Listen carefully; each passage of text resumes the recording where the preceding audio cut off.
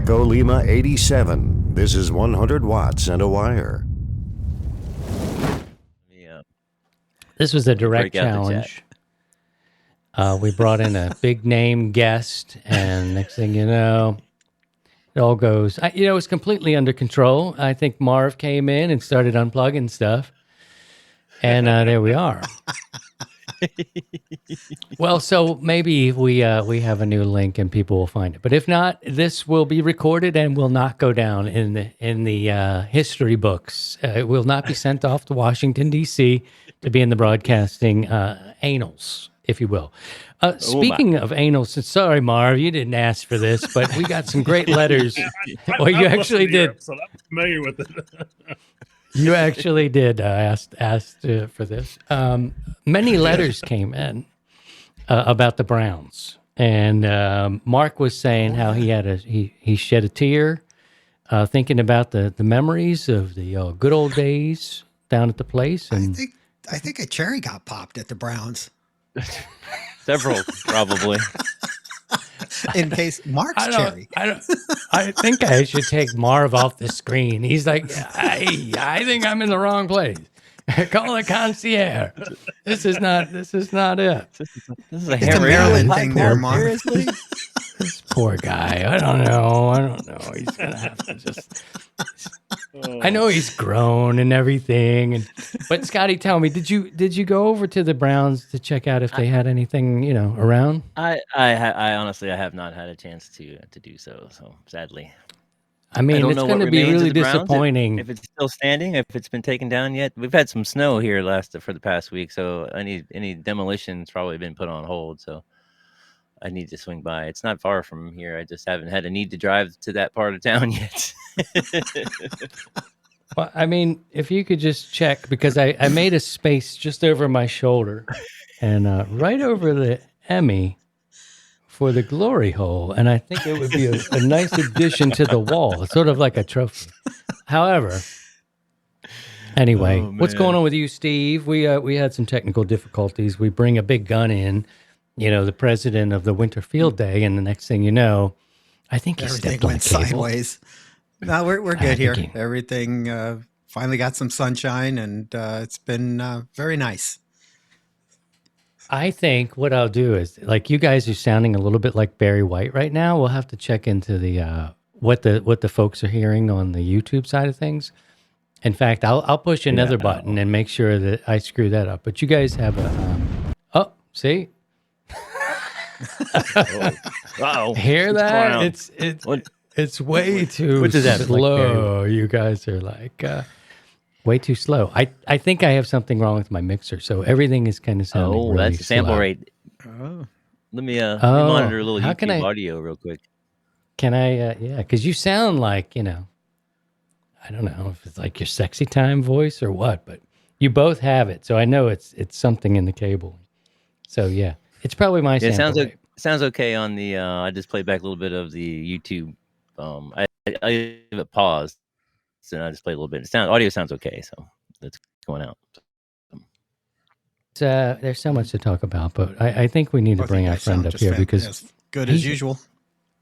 He's not gonna be. He won't be coming back. We did make an arrangement where we would go and visit with him, and I think we blew that. He's going, what kind of shit show is this? Yeah, it's the number one shit show in the land, Marv. So there you go. Welcome to it. There goes Winterfield or my podcast, one or the other. Or maybe both. No, it's all good. It's great. All right. We appreciate your patience. I don't know. I'm hearing you in a strange way, but I won't mess with it anymore. But I know the guys. We got a lot of questions. And I will encourage anybody who found us through the second link. Thank you for your patience. It was something on my end. I think I got a USB cable from my mixer into my computer that's a little weird. So the guys are sounding like they're, getting ready for love making time on my end, but it's a slow thing. Scotty says sample rate at the Browns. Yeah, it's going to be a sample rate on your locally on your mixer. That's what you're sounding. Everyone else is sounding like this. Yeah, but it sounds okay going out to you guys, right? Yeah, The sounds Best okay Ham here, Radio and I Shit just, Show. There's an endorsement. Put that in the ARRL manual. We'll buy a quarter Thanks, KT page Money. for $3,500 and use a testimonial. KT Oh, Money with geez. the super chat. yeah, our super chats will pay for that. Marv, thanks for coming by. We appreciate you doing that and being a good sport through all that delay. By all means, that was horrible. But you know how it happens. And Winterfield Day's coming up, and Scotty mentioned it last week on the podcast, promoting that a little bit. And this year, I think I may actually participate. Southwest Florida turns out to be a hell of a spot for Winterfield Day. Ones that are not, probably the Pacific Northwest, Ellicott City, that's right. Maryland, and where you are, Marv, out there in Massachusetts. Tell us what's going on where you are and catch us all up. Well, Winterfield Day obviously is just, I think, was it 2 weeks away from us now? And, it's been pretty cold here. And of course, we've had some massive storms come across, even the southern U.S. And I even talking to some family in Wisconsin today, and it's really cold there. So that means Winterfield Day is coming right around the corner. If it's getting cold, that's a good time to be there. But you're right. The people in Arizona, Texas, Florida, they love Winterfield Day this time of year to get out and operate. So January 25th and 26th, we'll be doing Winterfield Day. It will start at 11 a.m. Eastern time, and then you can back the hours on the math going across the country from there. We have a lot of new things coming in this year, which is pretty cool, actually. We're looking forward to. And some of the new bigger changes are going to be that we've extended our event time from 24 hours to 30 hours. And so you're going to have a little bit more longer time to operate. And that really comes from some of the East Coast people who they would start like 2 o'clock in the afternoon and have to be done by dark sometimes in some of the parks. So we wanted to extend that for them. Something I learned moving out here to the East. And something I've found a lot of people are really liking a lot is locations don't have to be fixed during the event. So if you wanted to operate from a park on Saturday and go operate a different park on Sunday, you could. Or if you just wanted to do some type of park rove, you certainly have the opportunity to do that. So, and then another big thing is we've got our Winter Field Day Bulletin. We're just releasing the information on that this afternoon here. It's on Twitter already. It should be on our Discord channel. It will get published here on our website. And so we'll be doing a Winter Field Day Bulletin. You can copy on 10, 20, 40, and 10, 15, 20, and 40. And that will be on digital, CW, and single sideband voice. There will be times to copy that throughout the day. It'll be twice, and all the information is published in that document. Again, go find that on our website. So those are some of the big major changes. We can talk about some other stuff, but those are the big things happening with Winter Field Day so far. So we're super excited about it. A lot of people are registering on our site already. I think we're up to about 600 or so, or nearing that, and we're looking forward to about another 600 people hopefully registering between now and Winter Field Day itself. And we got the other big thing is our World Radio League. We partnered with them to do kind of an online contest logging system with them. You can log all your information right there on World Radio League with Ham Radio Prep there. So there's a lot of cool things happening, and we're super excited about all this. Anything thoughts? All right, we got a question already, and I know the guys have questions for you. Steve, if you want to go first, we also got Pastor Joe. Every good podcast needs a pastor, and Marv, by all means, I'm going to need all the help we can get into the spirit world in the next life. So we keep Pastor Joe on speed dial. He does have a question, and then Steve will come over to you. WA2JOE asks, being a resident of the nation, are you a Red Sox fan? Marv, you don't have to answer that. But if you're not a Red Sox fan, by all means, let him have it. I am not a Red Sox fan. I will stay with my genuine Kansas City Royals. So That's okay. That's okay. Smackdown. I'm only here by choice because I'm not here by choice necessarily. My wife moved here a couple years ago, and so I kind of had to move here to Massachusetts. It would not be my favorite state, but it's good to visit it, and it's good to be here for a little while. But we'll call it short term. So, All right. Well, that shack certainly doesn't look short term to me, my friend. You are you're doing big league style. Congratulations on that. We will go with beauty first. Steve, do you want to ask Marv a question about Winter Field Day? Remind us of the classes of operation. Like ARRL Field Day have different categories or classes. What are the class breakdowns in Winter Field Day? well, we like to keep this pretty simple compared to ARRL. They have, class Alpha, Alpha Bravo, Bravo Alpha. I mean, you name it. I mean, it's ridiculous the number of classes they have for that summer field day. And we keep it very simple: indoor, outdoor, mobile, and home. So our home is obviously, I hope that's pretty self-explanatory.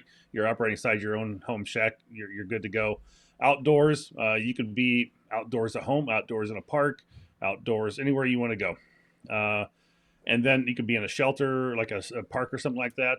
If you want to be indoors, like a fire department and EOC, community centers, we see quite a bit of that happening. And then if you have your mobile, you could be in like an RV, you could be in a camper or a cargo trailer, you might be in a tent. You can basically just pick up and move that to wherever you need to go.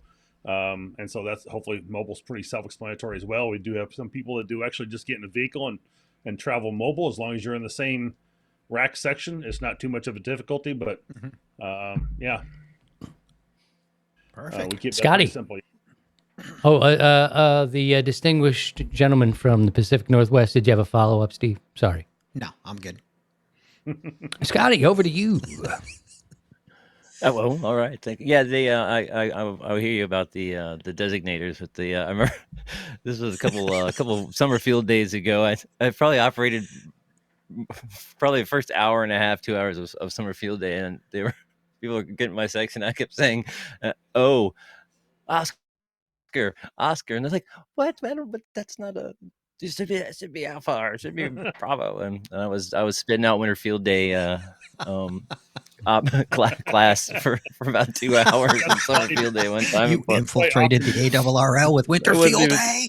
Oh my god! Because I just found out about Winter Field Day. I was totally into it, and I had that on the brain. It was funny. There's a lot of confused people that day. We get a lot of people submitting classifications or reports, and they're using summer field day classifications, not realizing that they're different. So It was funny. No, I loved the Winter Field Day. I don't have much too many questions. I've been it's pretty straightforward, like as opposed to Summer Field Day. It's good. It's Summer Field Day tends to be much more like a contest, and Winter Field Day is just like you're operating outside, you're mobile, or you're in some sort of a shelter and go. We want and to be more great. of a relaxed enjoyment type of environment that you can not feel rushed or pushed. If you're new to ham radio, new to just getting a general license, and you want to get out and operate this event, we don't want you to feel that contest pressure coming into this. And we want you to be able to get out there and learn how to do a WinLink connection or how to do a digital mode, things like that. That's why we do this in the fashion we do. We really call it in the spirit of Winter Field Day. We don't want people to really be in that contest mode when they're trying to do this. We want to get people introduced, and that's why we want to make this a little bit more of a softer approach. So that's the reason we do what we do sometimes. Yeah, it's great. One of the things I'm going to try this time is I've been getting set up for JS8 call, and I haven't done that yet for Winter Field Day, and I'd like to give that a shot this year. So I'm kind of looking forward to that. Well, be looking forward to our Winter Field Day bulletin too, and copying that via Olivia. So, okay, cool. We'll be pushing out via Olivia as our mode of operation for the digital side. So that should be pretty good too. And if you can copy CW, great. If you can't, or phone, you can do it via phone as well. That's what we will do.